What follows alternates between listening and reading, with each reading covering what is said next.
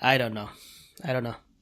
No, I think that keeping Bowman would really help in that position because obviously you've got Tahir Whitehead who doesn't like to drop into coverage, whereas Bowman actually, if you watch it from last year, actually did drop into coverage and did a very good job. So it kind of kills two birds with one stone in essence because you've got Tahir Whitehead who's going to stop the run and Bowman who can drop into coverage a little bit more. But also don't forget Bowman is a very strong tackler. When he tackles, they get wrapped up. It's very rarely you see a player get away from Bowman. No, he's strong. If he puts his hand on you, you're done. Yeah. By the way, yeah, go on, carry on. No, I was just going to say, by the way, Rashawn Melvin's PFF grade was 85.7, which is very good, almost Pro Bowl level. So that's that. Yeah. Our other signings, we had another signing in cornerback is Sharice Wright. I don't know if you remember this game against Baltimore last year. I was actually in Baltimore watching that game. He's that guy that what's our wide receiver? The Michael Crabtree beat for the 3 touchdowns. You know the guy he crossed over for the last touchdown? Yeah, back at the end zone. That's Sharice Wright. He's a depth piece. But he's a depth piece. He's gonna come in and fight with what's his name, Dexter McDonald for the backup spot. He's been serviceable. His PFF grade has been 70, which is okay. Well, it's a good backup grade. Well, but, it's got to be better than the corners we had last year. I'd hate to see their PFF grades. Listen, Dexter McDonald wasn't that bad actually. Was he not? He's a good backup. He'll come in and relieve you for a few plays. He's not starting caliber, but he's good depth. You know what I mean? Yeah. What about Antonio Hamilton then? Yeah, that guy is he's a work in progress. I won't go into Antonio Hamilton. He's still young. You never know. They can develop under the right coaching staff, you know? Yeah. So, but it was good to bring a depth in. I would like another starter in the draft. Starter level player. Yeah, I think we can address that a bit later on now, though. I think now we've got Melvin. I would still do it in day one and 2. Actually, I'm sorry. Dexter McDonald was actually a 61.9. Yeah. Yeah. So Wright's a little better than Dexter McDonald. So he'll be the first backup maybe. Because we signed Gilchrist, the safety, and he's actually played at slot cornerback. He's played at nickel, strong safety, free safety.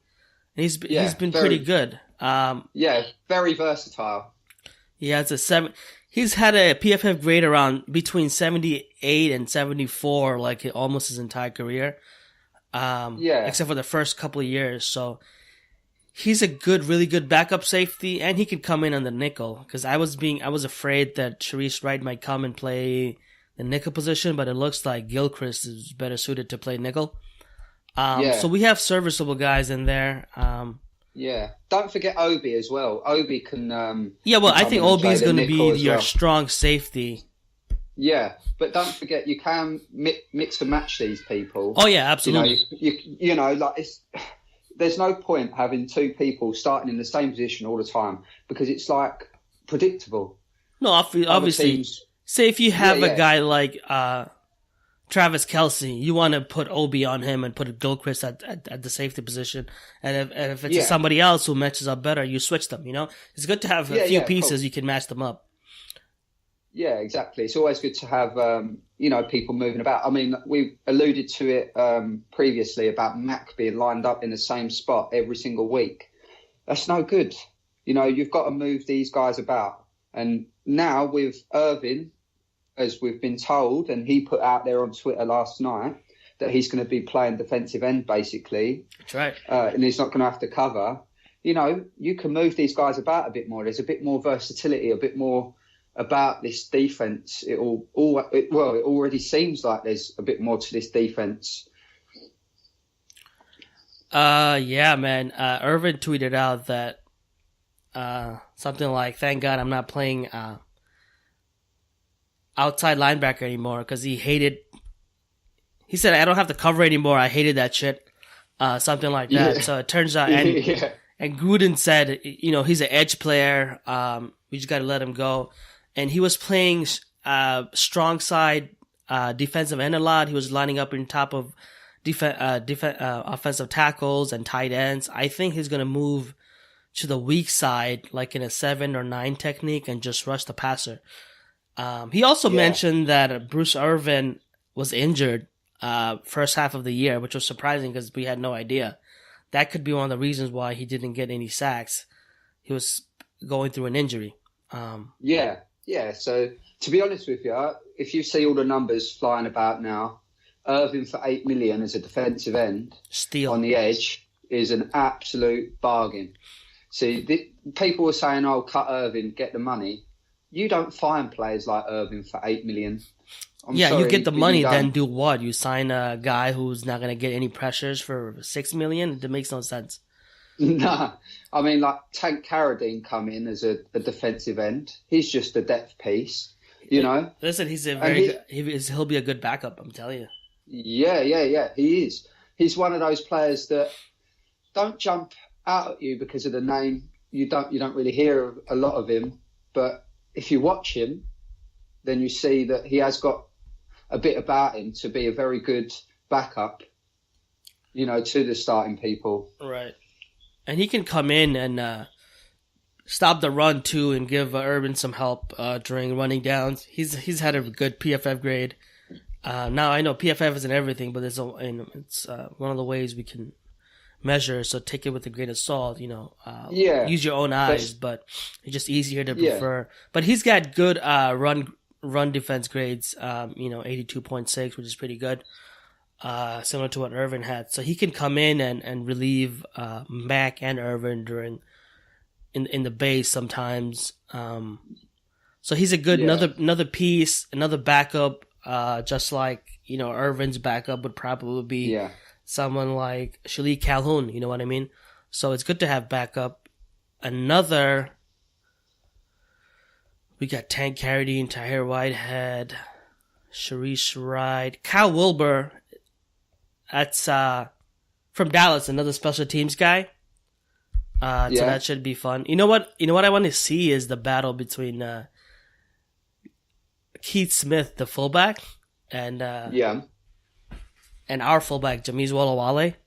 Keith Smith's been pretty good, but they didn't use him much. He said in an interview that one of the reasons he decided to join the Raiders is because Gruden promised him that he'll get a lot more playing time. It's going to be interesting. It's going to be, two tight ends on opposite sides of the tackles. The two tackles, you have fullback, you have Marshawn Lynch in the background. We have our interior offensive line is bigger, probably the biggest offensive line, most powerful in the league.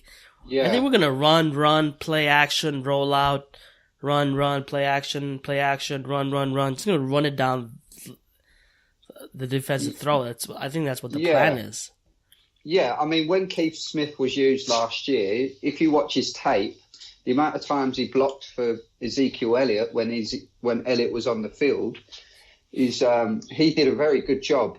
I think bringing a player like him in means you can create different sort of patterns.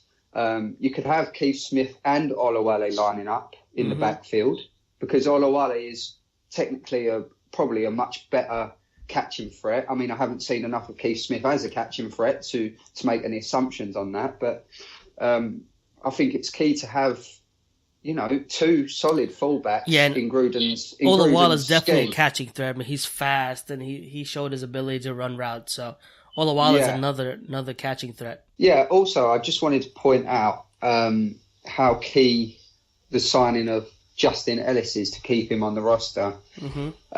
He's a nose tackle. You need to have these guys on your roster.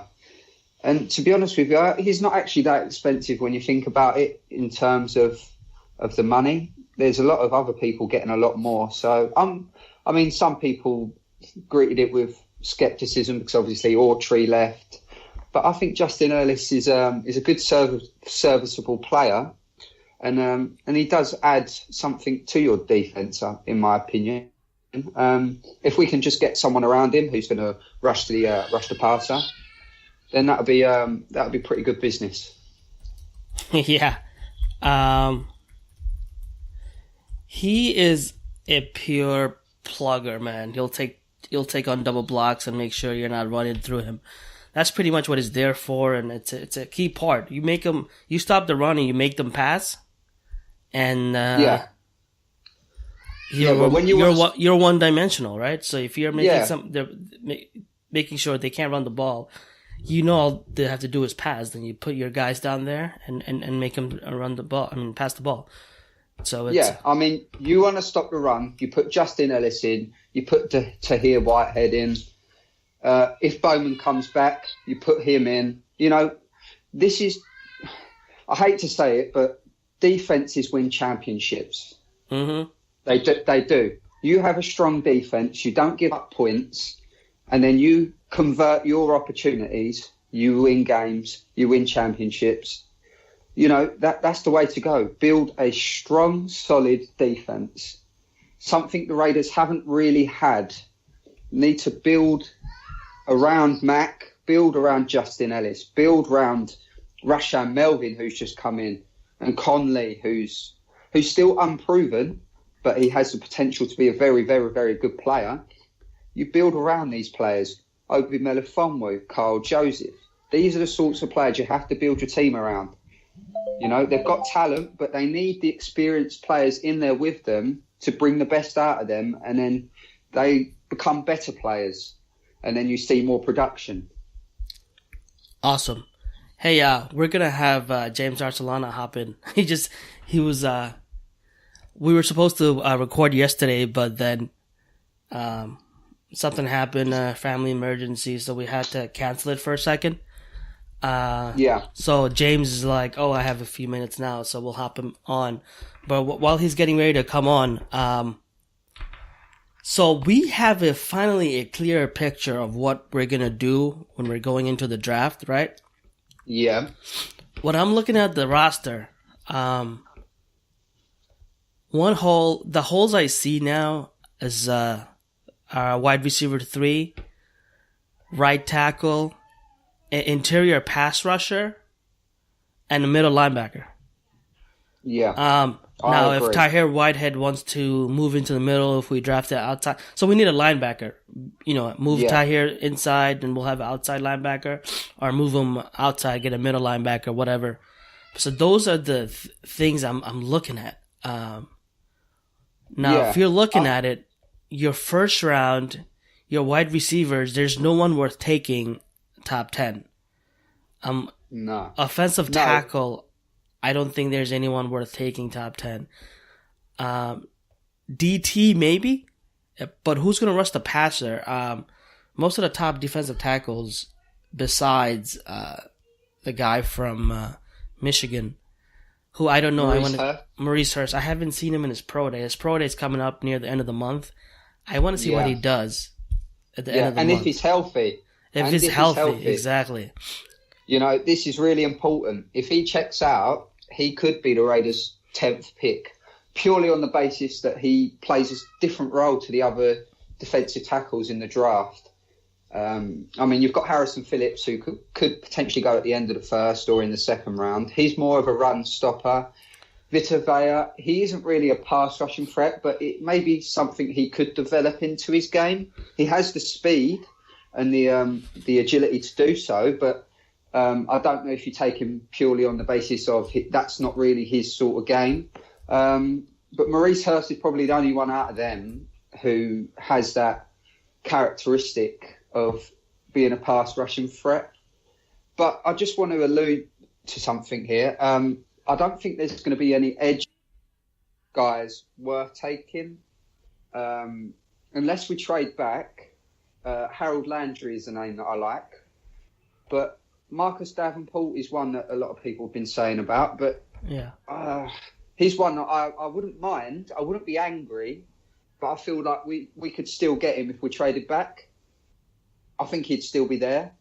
But yeah, I think he's too raw.